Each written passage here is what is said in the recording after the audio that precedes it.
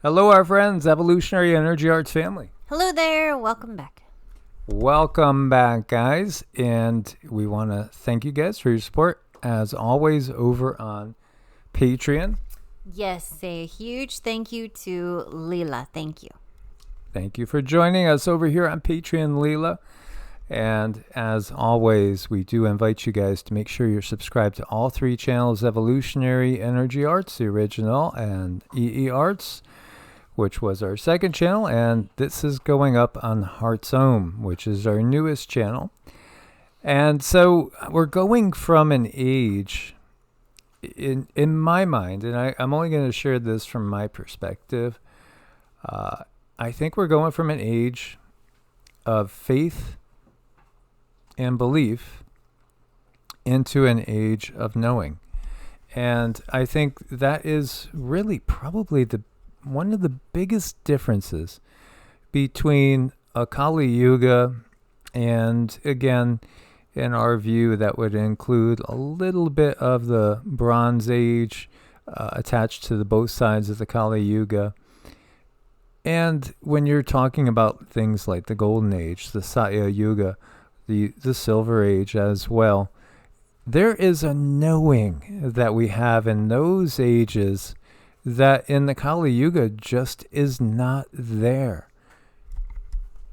Well, I look at things and I see more and more people saying, well, you're going to think I'm crazy, but, or people saying, I don't know if I'm going crazy, but this is happening. And more people that are having these experiences, experiential things going on in their lives, I like it. It's good. And no, you're not crazy. You're just having your experience. You're working on the spiritual side of things, and you start to see things and perceive things definitely not in a mainstream kind of way. You're choosing to kind of go off the beaten path, break away from that main river and try out something new, try out your own stream and see all the new surroundings and things that are out there for you to experience. So it's a good thing.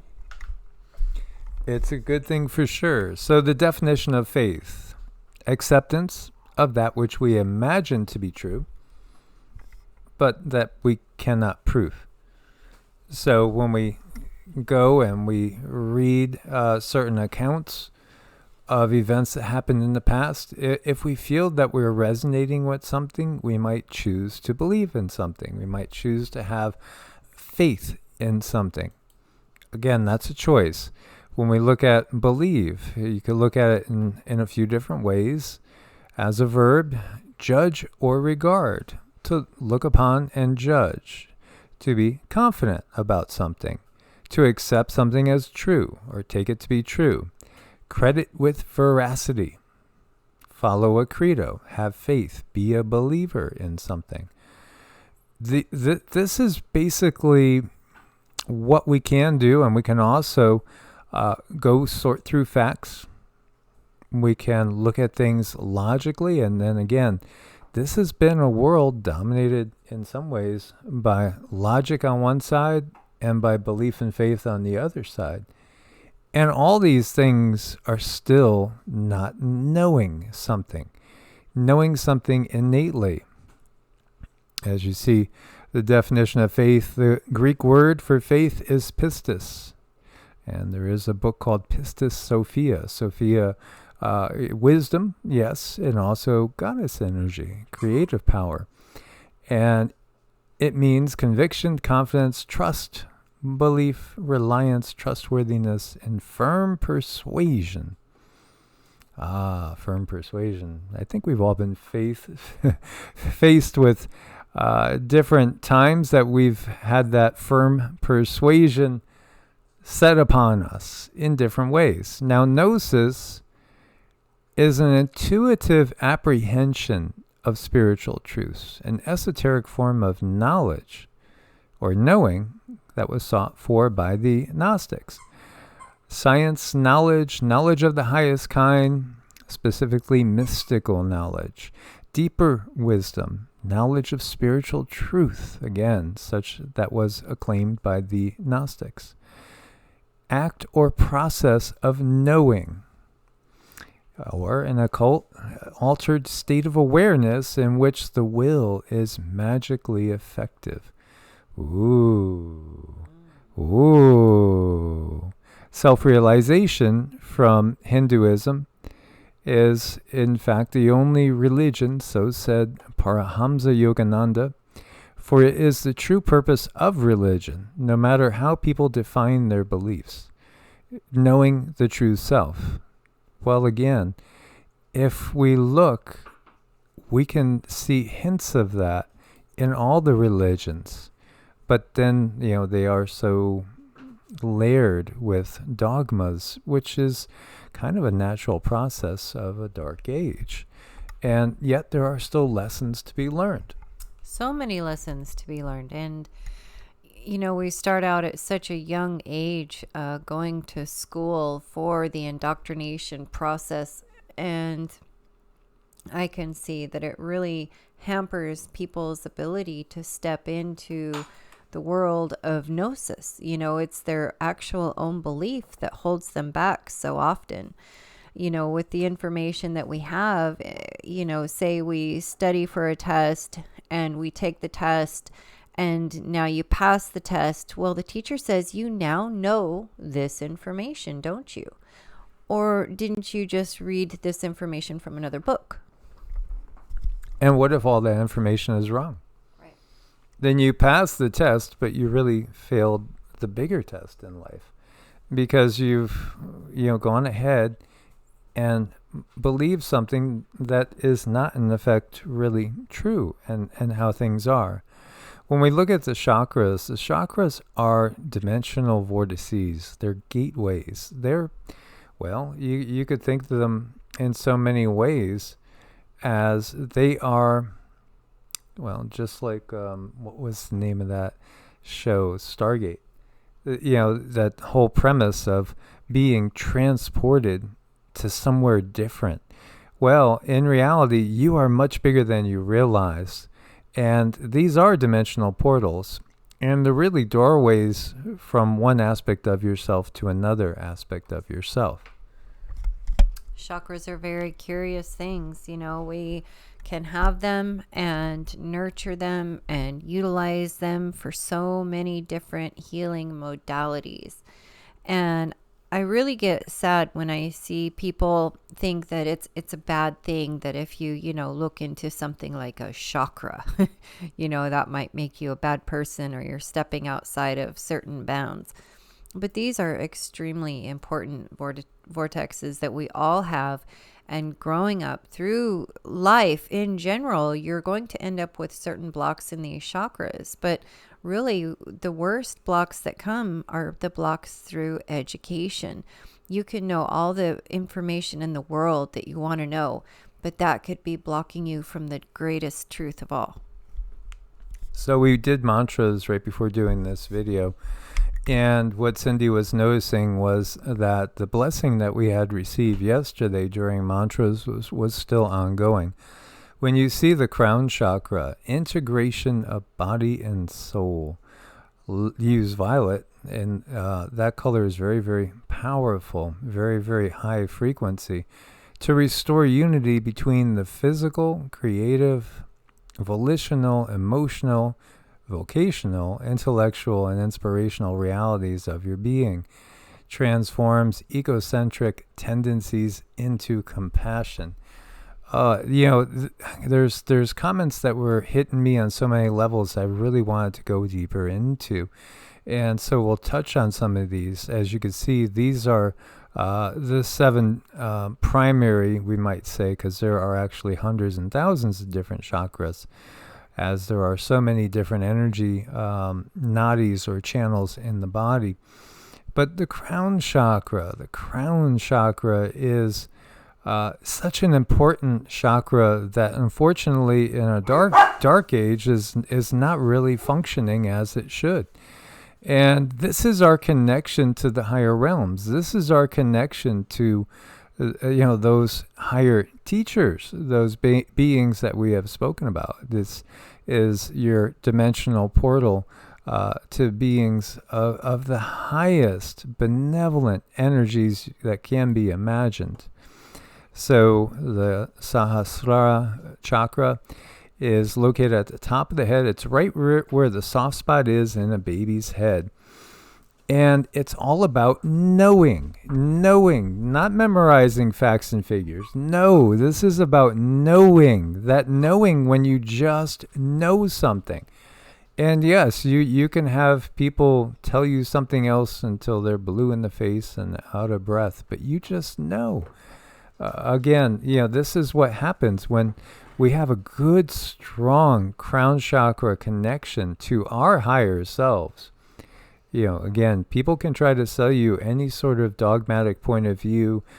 They could sell you on anything, and you're going to know that it's just not for you.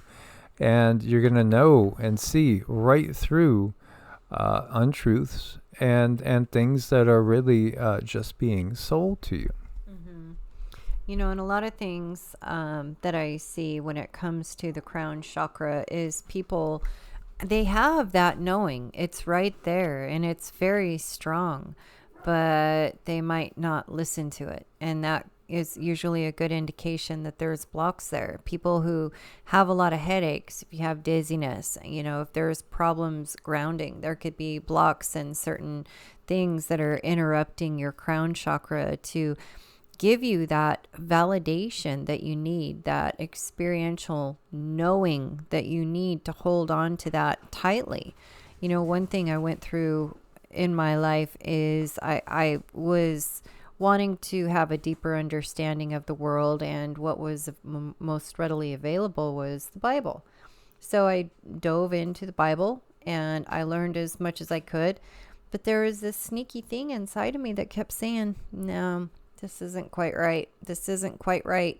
And because I didn't have a strong connection with my crown chakra, I doubted myself.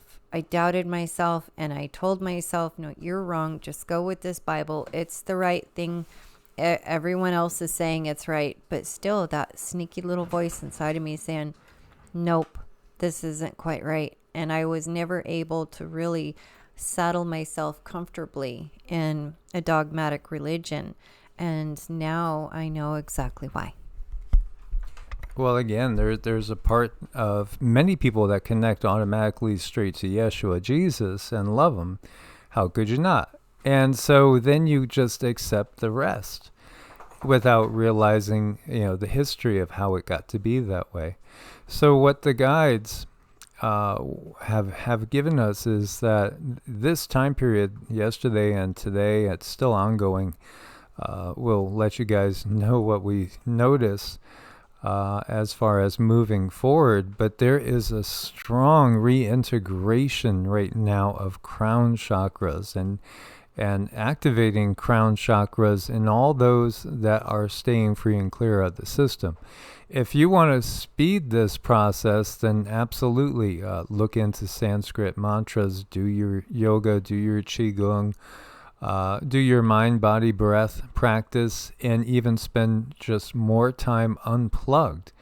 Avoid all the things that can lower your frequency. There was a time when I loved a good scary movie, but I don't do scary movies at all anymore. We don't do scary movies. We don't do scary books. We don't do, history can be pretty scary. So we do some history, things like that, absolutely. But not things that are all about putting fear into you, because again, that's just going to lower our frequency and our vibrations. And so be very, very mindful. Take every opportunity you can to fully unplug as much as you can. Allow yourself time for creative endeavors. If you like painting, paint. If you like making music, make music. If you like to write poetry. Whatever it is. If you like to do woodworking, maybe you like to work with clay, maybe you like to landscape and garden. Use your time wisely. Again, the matrix is trying to entrap souls. It's trying to literally entrap source spark. and utilize it as an energy resource, because what's happening is a reintegration of the lower self with the higher self. It's a really huge opportunity right now. I think it's important to be aware and understand that this energy is bringing itself to a head, and it's there for anyone who wants to go further, anyone who wants to further themselves in the spiritual process, and just better yourself all around.